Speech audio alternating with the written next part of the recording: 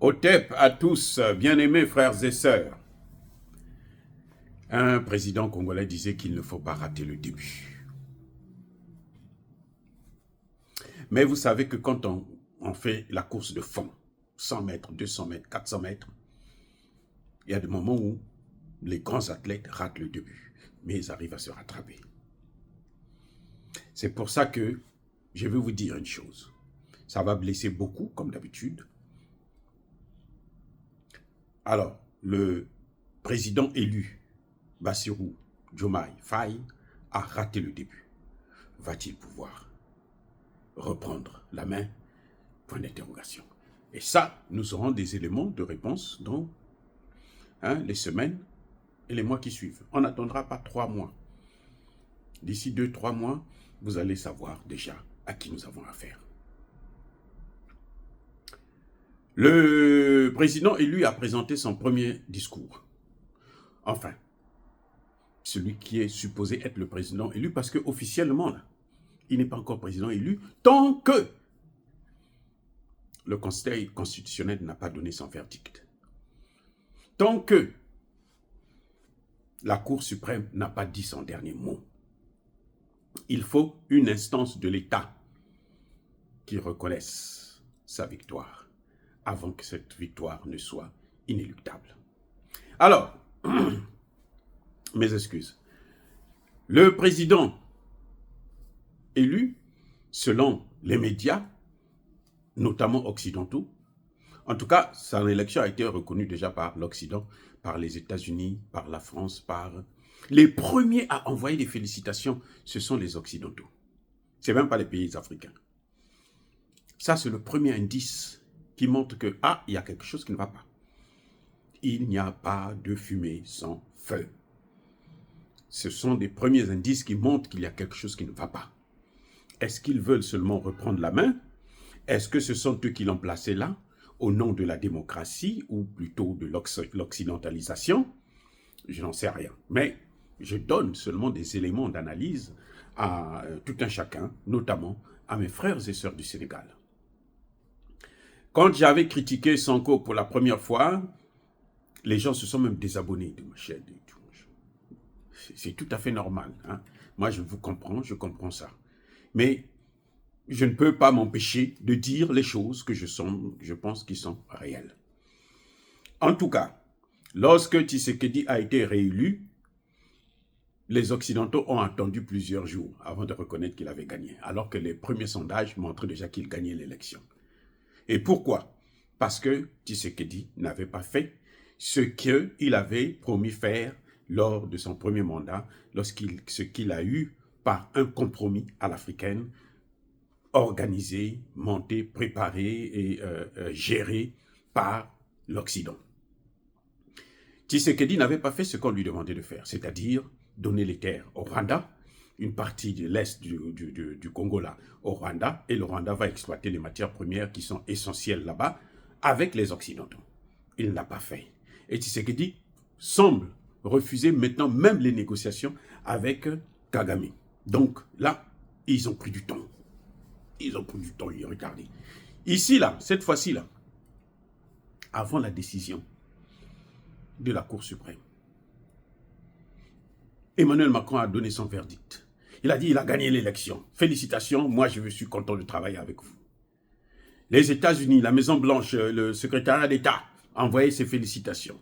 Et maintenant, ils ont fait pression aux pays africains pour qu'eux aussi ils puissent les larber, bien sûr. Hein, parce que les autres, les vrais pays africains, devraient attendre jusqu'à ce que les résultats soient proclamés par une instance légitime du Sénégal. Jusque-là, on peut dire que non, mais bon, peut-être qu'il y aura des contestations et autres, et puis bon, quelqu'un d'autre gagne. Qu'est-ce qui est impossible? Vous voyez? Donc, quand c'est comme ça, c'est que son élection est une bonne chose pour les Occidentaux. Ça, il faut le comprendre, le reconnaître. Mais non, bon, ceux qui veulent être naïfs, qui pensent que bon, les Occidentaux vont laisser comme ça, je vous ai déjà dit, ils ne veulent pas perdre le Sénégal. Parce que si les Occidentaux perdent le Sénégal, s'ils perdent le Sénégal plutôt, ils vont perdre la Côte d'Ivoire automatiquement. Donc, pour éviter cette hécatombe, alors ils sont obligés de protéger le Sénégal. Et ils vont mettre tous les moyens en jeu. Voilà ce qui se passe. Maintenant, le discours, la première sortie du président élu, qu'est-ce qu'il fait? Il remercie Macky Sall, parce que Macky Sall a organisé des élections. Mais est-ce que vous pensez que ce n'était pas obligatoire, les gars? Moi, je pense, hein, bon, je ne sais pas, mais moi, je pense que Macky Sall n'avait pas le choix que d'organiser des élections. Vous avez vu la pression qu'on a fait, parce que pour Macky Sall, il fallait qu'il aille jusqu'en décembre prochain, et puis bon, probablement l'année prochaine, le prochain président puisse prêter serment. Mais là, ça n'a pas marché. Donc, ce n'était pas le choix de Macky Sall. Ce n'était pas la décision de Macky Sall. C'est la décision du peuple sénégalais. C'est la jeunesse sénégalaise qui s'est levée comme un seul homme pour pouvoir revendiquer son droit. Voilà ce qui s'est passé. Donc, remercier Macky Sall, c'est remercier son bourreau. Quelqu'un qui vous vole et vous l'attrapez la main dans le sac, il vous remet la chose et vous le remerciez. Remercie de m'avoir remis mon objet que vous avez volé. C'est ridicule. Voyez, deuxième des choses, deuxième élément, ou troisième élément d'analyse qui nous laisse dubitatif, eh bien, c'est que monsieur remercie, monsieur va renforcer l'intégrité de la CEDEAO. Pour lui, la CEDEAO, il faut que la CEDEAO fonctionne, il faut que la CEDEAO soit bonne. Donc, ça veut dire quoi? Ça veut dire qu'il ne veut pas entendre parler de l'AES. Eh oui, ça veut dire qu'il ne veut pas entendre parler de l'AES. Ça veut dire que l'AES, là, c'est son ennemi. Je ne suis pas avec les gens de l'AES qui se séparent, qui désintègrent la CEDEAO. Moi, je suis pour ceux qui intègrent. Eh oui, c'est ça qu'il veut préserver, c'est ça qu'il veut sauvegarder. Alors que la CEDEAO est décriée. La CEDEAO est pratiquement morte. Mais la CEDEAO appartient à qui? Pourquoi la CEDEAO est morte? Parce que la CEDEAO n'appartient pas aux Ouest africains. La CEDEAO n'appartient pas à l'Afrique. La CEDEAO appartient à l'OTAN, à la France, aux États-Unis et à leurs alliés. C'est pour ça que la CEDEAO est ce qu'elle est devenue. C'est pour ça que la CEDEAO est maintenant dans un état de décomposition totale. C'est pour ça que la CEDEAO est morte. Donc lui, quand il vient pour ressusciter la CEDEAO, il est en train de vouloir redonner la place aux Occidentaux, la place qu'ils ont perdue parce que la CEDEAO est en train de disparaître. Vous voyez, donc il y a un problème avec le nouveau président. Un autre élément, le quatrième. Vous savez, le président élu, dans son discours, il n'a pas parlé du tout des bases militaires, il n'a pas parlé du franc CFA, alors que c'était les deux éléments phares de sa campagne. C'est pour ça d'ailleurs que toute la jeunesse était à genoux devant sa candidature. Parce que c'est le cœur même du programme. Eh oui, c'est le cœur du programme. La base militaire, le franc CFA, la souveraineté. Et c'est ça le panafricanisme. Vous n'avez pas entendu un seul mot là-dessus. Vous n'avez pas entendu un seul mot du panafricanisme. Mes excuses. Vous n'avez pas entendu un seul mot du panafricanisme. Ce monsieur n'est pas un panafricanisme. Il y a des gens qui parlent du panafricanisme de gauche. Non, il n'y a pas de panafricanisme de gauche, de droite, de l'extrême droite, l'extrême gauche. Non, il y a le panafricanisme où il n'y en a pas. Vous voyez? Donc, ce monsieur, là, vous voyez bien que il a commencé déjà à montrer la direction qu'il va donner. Oui, il a commencé à montrer la direction qu'il va donner. Un autre élément que j'ai remarqué, c'est que le président élu vous dites qu'il va lutter contre la corruption, la justice, hein, la vie chère, il va réformer toutes les institutions de l'État, il va gouverner autrement. Les amis, il y a une chose que je veux vous dire. Prenez les programmes de Sassou Nguesso, de Paul Biya, de Blaise Compaoré, de Alassane Ouattara, de Macky Sall, de Abdoulaye Wade. Prenez tous les programmes de ces gens-là. Tous les chefs d'État que vous connaissez en Afrique, là, ils vont vous dire, notamment francophones, ils ont le même discours. Lutter contre la corruption, réformer la justice, la bonne gouvernance, les ceci, les cela, le développement. Bien-aimés frères et sœurs, pourquoi je vous dis ça? Je vous dis ça parce que ce n'est plus un programme. Il n'a pas été élu pour ça. Pourquoi je dis ça? Parce que dans un pays où il n'y a pas de souveraineté, on ne peut pas lutter contre la corruption.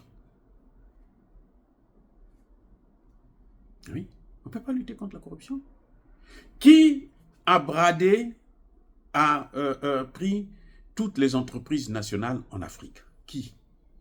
Mais c'est la communauté internationale. C'est le FMI, c'est la Banque mondiale, c'est la France, c'est les États-Unis. Ils viennent et disent, je veux acheter ça. La Banque mondiale, le FMI dit, il faut privatiser. Comme par hasard, ce sont les grandes personnalités occidentales qui viennent pour acheter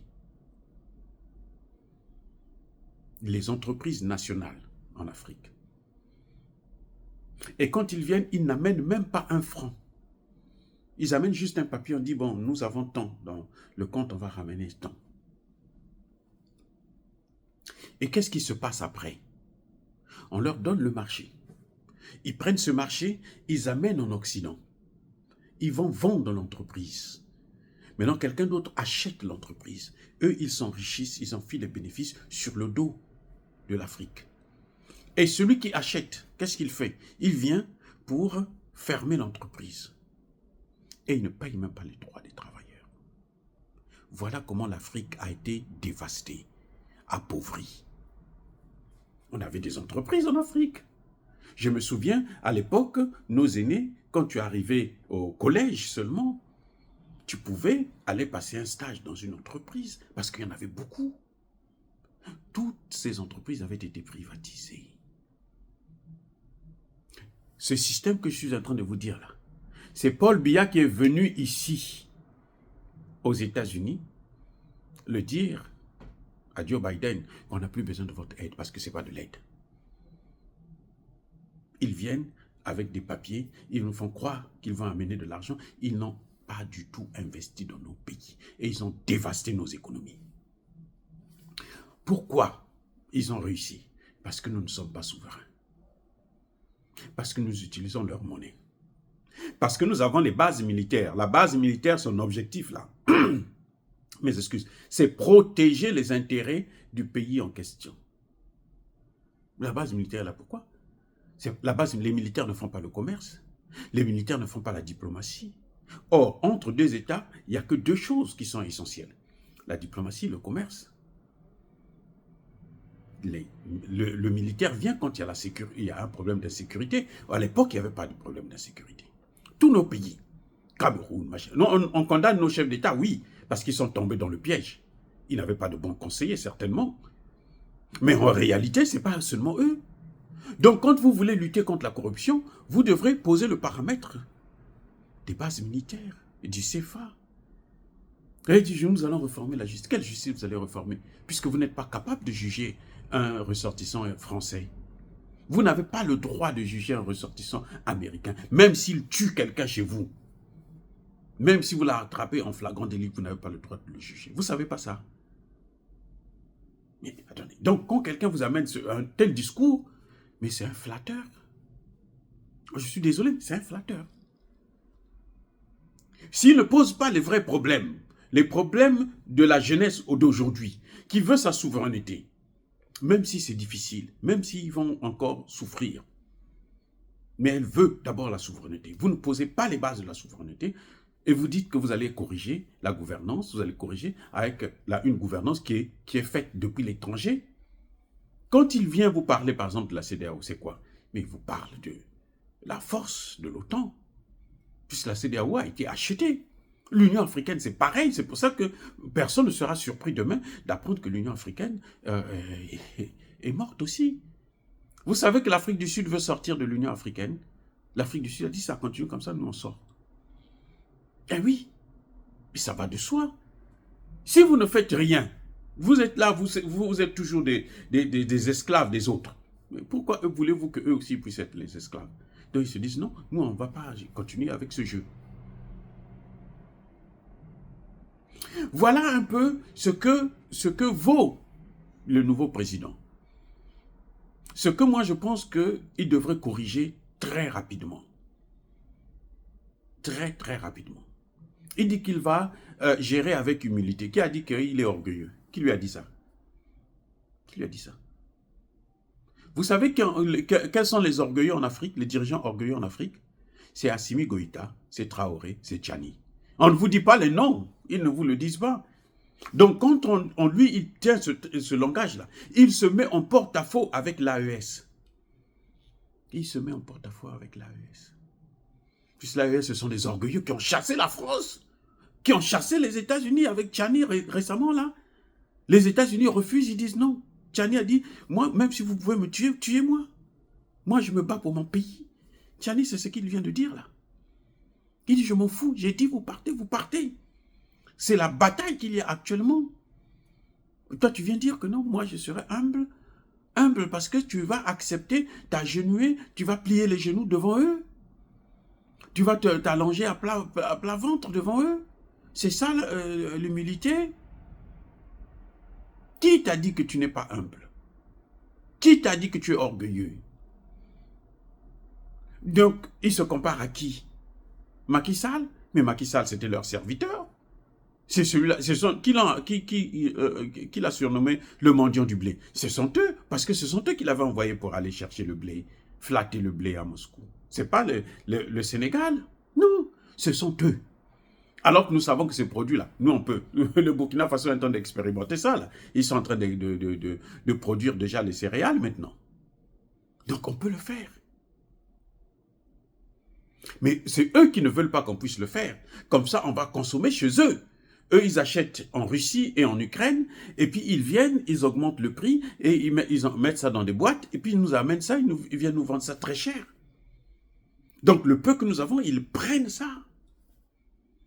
Voilà ce que le nouveau président est en train de nous dire.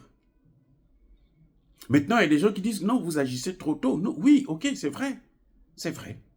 Mais je ne veux pas du tout gâcher la joie des Sénégalais qui ont voté pour lui. Non, mon objectif, c'est pas ça.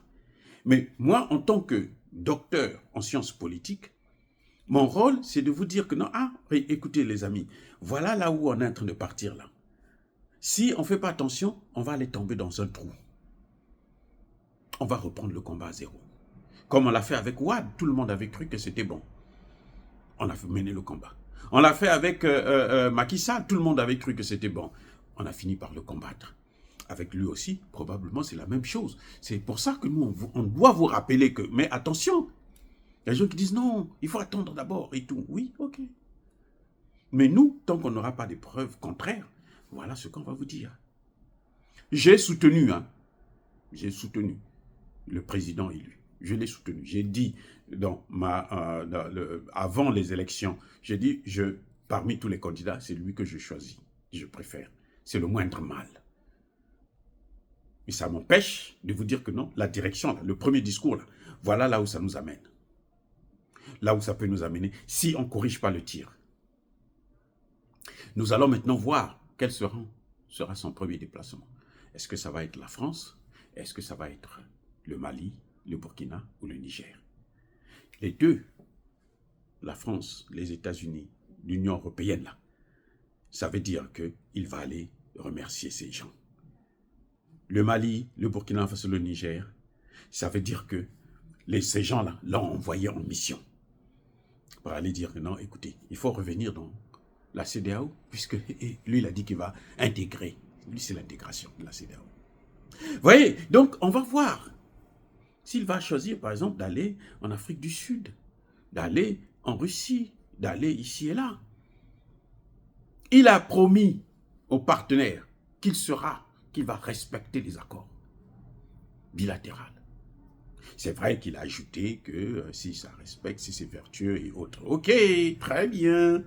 Mais le fait de respecter les accords, il est en train de confirmer que non, je veux respecter les accords avec Macky Sall, avec Abdoulaye Wade.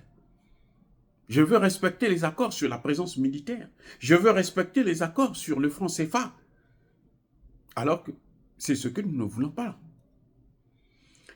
Wait and see. Oh, dire cela, bien-aimés frères et sœurs, c'est inciter à la haine ou à la violence. Non. Colère, Yamalem. Encore une fois de plus, bien-aimés frères et sœurs, soyez bénis. Je persiste et je signe. Soyez abondamment bénis par le Dieu de Kémite et par nos ancêtres angélisés. Mais que tous ceux qui persécutent le continent africain le pillent et le déstabilisent, qu'ils soient noirs, blancs, chinois, arabes, juifs, indiens ou qui qu'ils soient punis, maudits, foudroyés, neutralisés, écrasés, effacés par le Dieu de Kémite et par nos ancêtres angélisés. Vive l'Afrique éternelle, j'ai dit et j'assume.